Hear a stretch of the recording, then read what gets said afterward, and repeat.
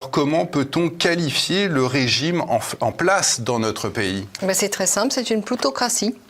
Donc avoir associé le terme démocratie au parlementarisme et qui plus est à une pseudo-république, c'est une double imposture parce que le parlementarisme en lui-même met en œuvre une plutocratie, laquelle est opposée structurellement par construction à la notion de démocratie et à la notion de res publica. Ça ne représente plus de la politique, c'est la captation du phénomène politique par des intérêts privés, donc on n'est plus dans le politique, puisque le politique c'est l'organisation de la vie de la cité. Ouais. Or là, c'est la captation des règles d'organisation au profit non pas des gens, des usagers de la cité, mais d'une certaine catégorie infime, minoritaire, mais toute puissante. Et ces plutocrates, vous l'expliquez dans vos travaux, Valérie Bugeaud, ont bien pris le soin de séparer pouvoir et responsabilité. Bien entendu, puisque l'anonymat, c'est l'organisation de l'irresponsabilité.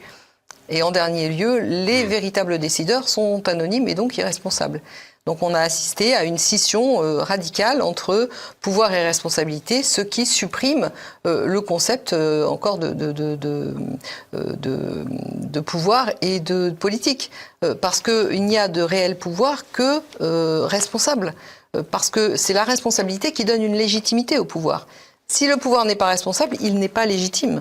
Oui, mais donc, certains vont vous dire que le gouvernement est bien responsable devant les élus du peuple, l'Assemblée nationale. Oui, mais ce n'est pas une véritable responsabilité, puisque c'est une responsabilité qui passe par les urnes, qui passe par le prisme des partis politiques, qui sont des organes idéologiques et qui sont là pour éviter que l'ensemble des intérêts qui traversent une société au sens politique du terme, soient politiquement représentés. Ces intérêts-là sont captés et orientés vers l'impasse des idéologies. En fait, nous assistons à une mascarade institutionnelle depuis toujours. Malheureusement, c'est quand même incroyable puisque les professeurs de droit, les juristes qui étaient là anciennement en tant que gardiens de l'ordre social au sens de la cohésion sociale, sont devenus eux-mêmes les agents du chaos et de la décohésion sociale, de la déstructuration de la société. Donc c'est très grave. Il y a eu des subversions majeures au sein même de nos institutions qui passent par la subversion du droit, qui passent par la subversion